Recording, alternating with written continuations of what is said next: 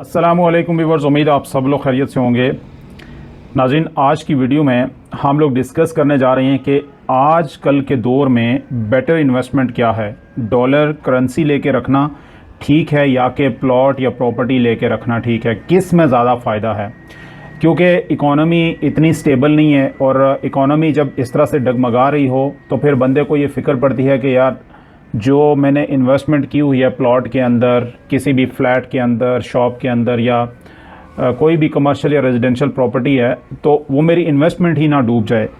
क्योंकि आगे सिचुएशन कुछ इस तरह की है कि डिफरेंट किस्म की प्रेडिक्शंस आ रही हैं। मे बी प्रॉपर्टी इतनी ज़्यादा ऊपर ना जाए या कम जाए या नीचे आए प्राइसेस। तो ऐसी सिचुएशन में लोगों की जो जमा पूंजी है, बाज़ औक़ात लोग इस तरह के भी होते हैं कि जिनकी जमा पूंजी ही एक प्लॉट होता है या एक प्रॉपर्टी होती है, तो उसको लेके फिर लोग फ़िक्रमंद होते हैं कि यार इसमें से हम निकाल के क्या डॉलर ख़रीद के रख लें, वो ज़्यादा फ़ायदेमंद है या कि हम इसी प्रॉपर्टी को रहने दें, वो ज़्यादा बेटर है।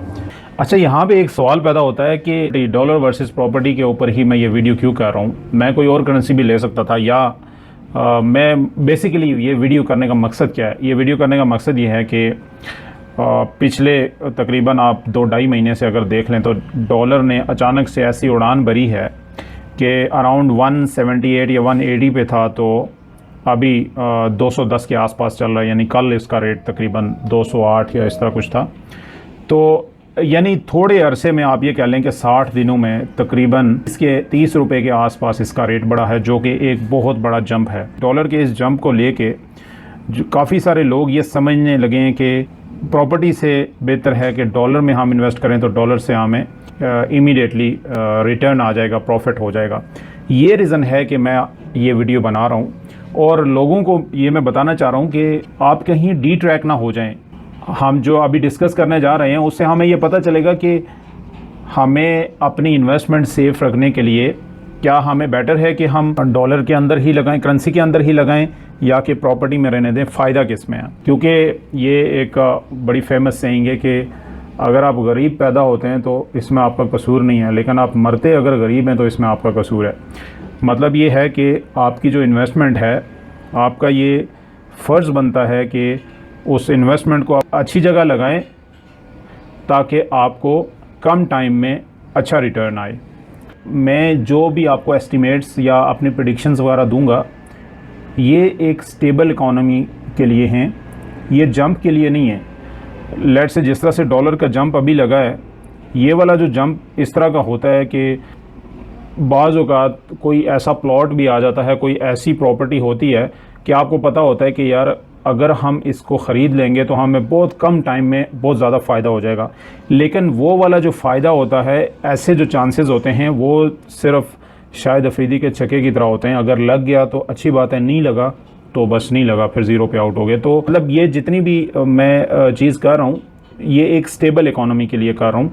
स्टेबल इकॉनमी से मुराद ये है कि जिस तरह से अभी लोग जो है वो काफ़ी कंफ्यूज हैं कि इस गवर्नमेंट ने रहना है या नहीं रहना, या कितने अरसे तक रहना है। तो क्योंकि जब भी कोई गवर्नमेंट आती है तो उसकी स्टेबिलिटी का जो अंदाज़ा है, इकॉनमी का जो अंदाज़ा है, गवर्नमेंट की स्टेबिलिटी से लगाया जा सकता है। तो ये खैर अगले कुछ ही महीने 2 महीने में ये कंफर्म हो जाएगा कि इस गवर्नमेंट ने आगे ही चलना है या इलेक्शन जल्दी होने हैं। क्योंकि जब इलेक्शन हो जाएंगे जल्दी तो इकॉनमी आगे स्टेबल हो जाएगी, या इस गवर्नमेंट का ये कुछ डिसाइड हो जाएगा कि इस गवर्नमेंट ने ही आगे लेके चलना है जितना पीरियड बाकी बचता है इस टेन्योर का, तो फिर भी इकॉनमी जो है ना वो स्टेबिलिटी की तरफ जाएगी। तो यहाँ पे बात हो रही है एक स्टेबल इकॉनमी की, क्योंकि ये रोज़ रोज़ जो है ना वो डॉलर के छक्के इस तरह से नहीं लगेंगे, और रोज़ रोज़ प्लॉट्स प्रॉपर्टी, ऐसी प्रॉपर्टी के भी छक्के इस तरह से नहीं लगते कि, और जिस तरह से लेट से एक प्लॉट था एक दफ़ा, तो मुझे आइडिया था उसका कि उसकी प्राइस बहुत जल्दी बढ़ जानी है। वो थोड़े से प्लॉट्स रहते थे, वो मैंने एक अपने जानने वाले से कहा कि आप ये प्लॉट ले लें, आपको महीने के अंदर अंदर इसमें अच्छा प्रॉफिट आ जाएगा, अराउंड 20 से 25 लाख रुपए। तो उन्होंने खैर नहीं लिया, लेकिन बाद में महीने 1.5 महीने बाद जब वो प्लॉट्स ख़त्म हो गए, मुझे आइडिया था इस चीज़ का कि वो प्लॉट शॉर्ट हैं और वो जो ही ख़त्म होने हैं तो इसका जो प्रॉफिट है वो शूट कर जाना है। तो इस तरह के जो उसका महीने 1.5 महीने में 20 प्लस जो है वो उसका प्रॉफिट था। तो इस तरह के जो छक्के हैं वो कभी कभार लगते हैं, वो बाई चांस होता है, वो कभी भी किसी का लग सकता है। ये टोटली ये वाली वीडियो जो है वो स्टेबल इकॉनमी के लिए हो रही है। अब हम अपनी फर्स्ट एग्जांपल लेते हैं। लेट्स से आपने $20,000 ख़रीद लिए।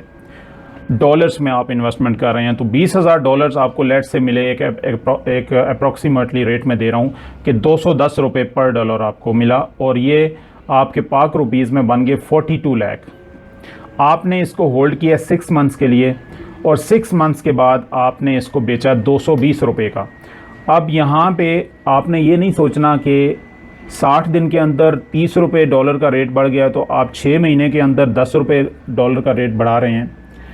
मैं स्टेबल इकोनॉमी की बात कर रहा हूँ। इसकी मैं आपको आगे एग्जांपल देता हूँ कि ये 10 रुपये ही मैं क्यों रख रहा हूँ। मैं आगे जब दूसरी एग्जांपल आएगी उससे आपको क्लियर हो जाएगा कि मैं इसके 6 महीने में 10 रुपये ही क्यों रख रहा हूँ, हालांकि 60 दिन के अंदर तकरीबन 30 रुपये डॉलर का रेट बढ़ा है। तो लेट से आप 220 का बेचते हैं तो आप 44 लाख का बेचते हैं, तो 6 महीने के अंदर आपने 2 लाख रुपए कमाए हैं यहाँ पे।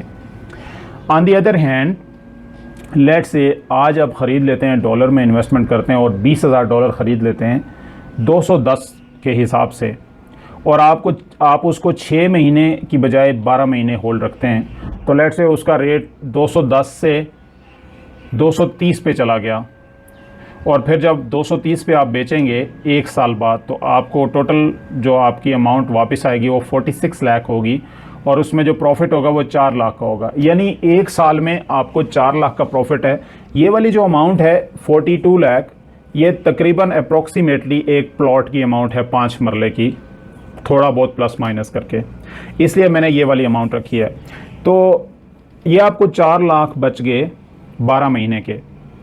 इसी तरह अगर हम डॉलर की हिस्ट्री को थोड़ा सा रिव्यू करें पिछले 3 से 4 साल अप्रॉक्सीमेटली, तो डॉलर का रेट 2018 में तकरीबन 120 रुपये था, 120-21 रुपये। लेट से आपने 2018 में $20,000 लिए, 120 के हिसाब से $20,000 लिए, वो आपके बन गए 24 लाख के। आपका होल्डिंग पीरियड 4 साल है, और 4 साल बाद आप अगर उसे 180 का सेल करेंगे, अब मैं इसको ले रहा हूँ कि अब मैं 180 रुपये यहाँ पे क्यों ले रहा हूँ डॉलर का सेलिंग रेट, वो इसलिए ले रहा हूँ कि ये जो 180 से 210 तक डॉलर का रेट गया है, 30 रुपये बढ़ा है, ये वाला रेट इकोनॉमी की अनस्टेबिलिटी की वजह से गया है। गवर्नमेंट चेंज हो रही थी तो इस वजह से ऊपर नीचे हुआ है, तो ये रेट जंप कर गया है। ऐसी सिचुएशन ऑलवेज़ नहीं होती, डॉलर का रेट तकरीबन स्टेबल चल रहा होता है।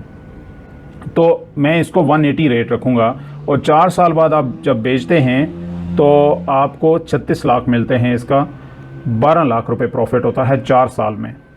ऑन दी अदर हैंड, अच्छा यहाँ पे एक चीज़ मैं और आपको क्लियर कर दूँ, पहले जो मैंने वीडियो में 210 रुपये से लेके 220 रुपये उसका सेलिंग रेट रखा, बाइंग रेट 210 रुपये रखा, और 6 मंथ्स के लिए, और 12 मंथ्स के लिए मैंने 210 बाइंग रेट और 230 सेलिंग रेट रखा।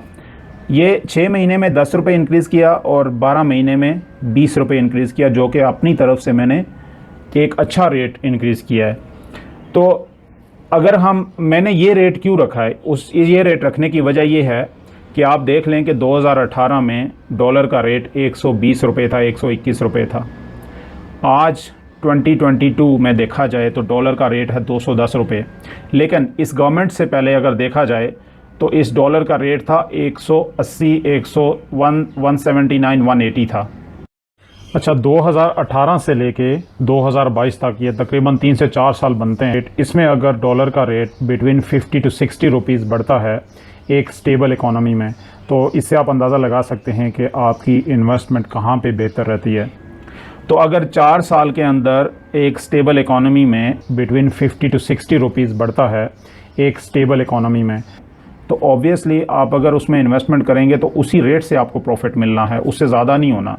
अब यहाँ पे कंक्लूड क्या करेंगे हम, कंक्लूजन में ये आता है कि एक अगर मैं आपको एग्जांपल दूँ ना कि लेट से 4 साल के लिए अगर आप किसी अच्छी जगह में प्लॉट लेते हैं, लेट से 24 लाख का या 40 लाख का, 42 लाख का, तो मैं अगर आपको एक एग्जांपल दे दूं कि आज से तकरीबन 2 साल पहले फैसल हिल्स में जो प्लॉट्स आपको 20 लाख के मिल रहे थे टोटल, आज वही प्लॉट्स डबल से ज़्यादा हैं, 45 लाख, 50 लाख, 42 लाख के वही प्लॉट्स मिलते हैं। अब आप देख लें 2 साल में अगर आप अपनी अमाउंट को डबल कर सकते हैं प्रॉपर्टी के अंदर, तो डॉलर के अंदर आपको इतना कम मिल रहा है, और डॉलर के अंदर 4 साल में आप 12 लाख कमाएंगे, तो प्रॉपर्टी के अंदर आप किसी अच्छी जगह में डालेंगे पैसे, तो आप 2 साल में या 3 साल में मैक्सिमम उसको डबल कर सकते हैं। यहाँ पे हमें कंक्लूजन इसका ये मिल रहा है कि प्रॉपर्टी अभी तक के डिस्कशन में प्रॉपर्टी जो है वो बेस्ट है इन्वेस्टमेंट के लिए। डॉलर की तरफ मत जाएं आप, मेरे ख्याल से।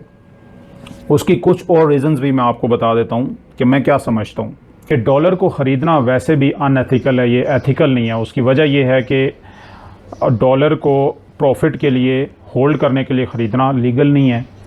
आप उससे फिर टैक्स के सर्कल में आप नहीं आएंगे।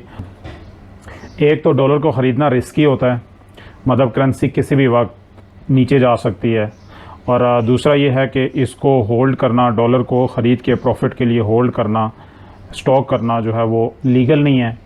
और तीसरा, कंट्री को इसका नुकसान होता है, और डॉलर जितने भी शॉर्ट होते हैं फिर उसका रेट ऊपर जाता है और इससे कंट्री को नुकसान होता है। और एक किस्म का जो चीज़ लीगल नहीं है तो वो फिर मतलब चोरी में आ जाती है वो चीज़।